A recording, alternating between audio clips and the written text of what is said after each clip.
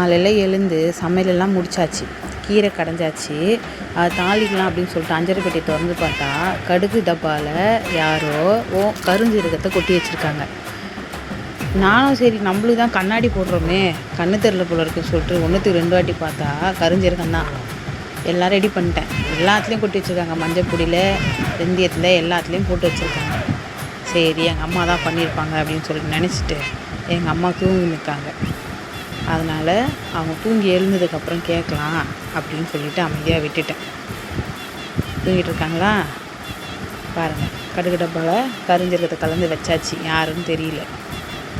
நான் கூட கண்ணு தெரியலையா அப்போ நினச்சேன். அப்புறம் பார்த்தா இந்த மாதிரி இருந்தது. வீட்டில் கொஞ்சோண்டு கடுகு இருந்தது, அதை கடுகு டப்பாவில் போட்டு ஸ்டோர் பண்ணியாச்சு. இப்போ இதை வச்சு தான் தாளிக்கணும். கொஞ்சோண்டு தான் இருக்குது, ஈவினிங் தான் போய் பர்ச்சேஸ் பண்ணோம். எங்கள் அம்மா சொல்ல கேளுங்க. யார் கொட்டியா? அப்போ யார் கொட்டிருந்து? அம்மா அந்த சின்ன டப்பாவில் வாங்கி வச்சுருந்தாரேம்மா. கடுகு டப்பாவில் யார் கருஞ்சீரகத்தை கொட்டுந்து? கொட்டினியா? ஏன் கொட்டின?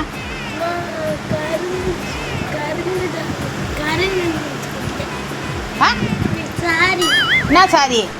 சரி இப்போ அதை யார் தனியாக பிரிக்கிறது?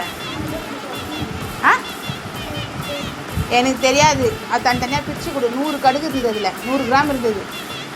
என்ன ஏன் அந்த வேலைலாம் பார்ப்ப? என்னது தெரியாமல் போட்ட? ஃபைனலாக சாரி சொல்லிவிட்டு தூரம் கொஞ்ச நேரம் ஒரு 5 நிமிஷம் விளையாடிருப்பான். பால் விளையாட்டு அவன் பாட்டுன்னு கிளம்பி ஸ்கூலுக்கு போயிட்டான். இப்போ இந்த கடுகை யார் பிரிக்கிறதுன்னு எனக்கே தெரியல. என்னத்தை பண்ணுறது? கொஞ்சம் வீட்டில் கண்ணாசம் தான் இப்போ தான் நடக்குது.